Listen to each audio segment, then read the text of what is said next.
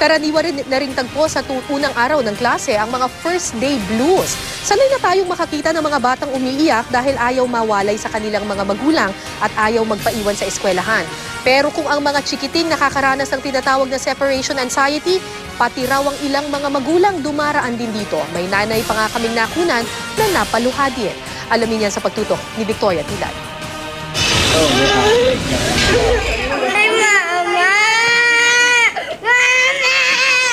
Excited naman daw pumasok sa unang pagkakataon ang ilang kinder pupils kaya nagtataka ang kanilang mga magulang. Bakit bigla silang umiyak pagdating sa paaralan?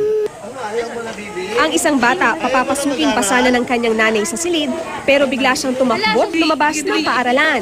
Sinundan na lang ng ina ang kanyang anak. Sa loob ng classrooms, kabi-kabila rin ang iyak ng mga bata. Isang 5 taong gulang na kinder student, mayat-mayang lumalapit sa guro para makiusap. Sa kabilang classroom, habang kumakanta ang mga kaklase, ay nag-iiyak ang isang batang lalaki at hinahanap ang kanyang ina. Meron ding nagpakalong sa guro para lang tumahan.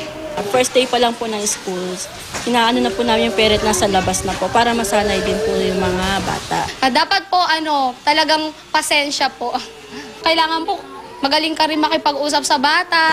Sa Payatas Elementary School sa Quezon City, ayaw rin magpaiwan sa magulang ng ilang grade 1 pupils. Maswerte naman daw ang mga kinder teachers sa Longos Elementary School sa Malabon dahil madaling napatahan ang mga estudyante.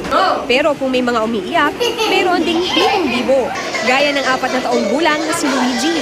Ano mas gusto mo? Mag-aral, kumain o maglaro? Magkain na lang kasi para mabusog ako. Pero hindi lang daw mga bata ang nakararanas ng takot na mawalay. Ang ilang ina nga, heto at kasamang nagklase ng mga anak. Kasi mawala. Awa naman eh. Ayon sa mga guro, kung minsan nagtatagal ng ilang linggo bago mawala ang takot ng bata sa pagpasok sa paaralan. Ang teknik daw dyan, libangin lang ang mga chikiting sa pamamagitan ng mga laro, sayaw at kanta. Paliwanag na isang child psychologist, maaaring magdulot ng trauma sa bata ang pagkawalay sa mga magulang, kaya malaki raw ang gagampan ng papel ng mga guro. Kailangan maganda yung welcome natin sa mga bata. Hindi yung first day ng school, biglang tinatakot natin sila. Wala munang mga pressure na kailangan mag-aral at mag-memorize. Kailangang iwasan naman daw ng mga magulang na pagalitan ang bata para mas madaling makapag-adjust.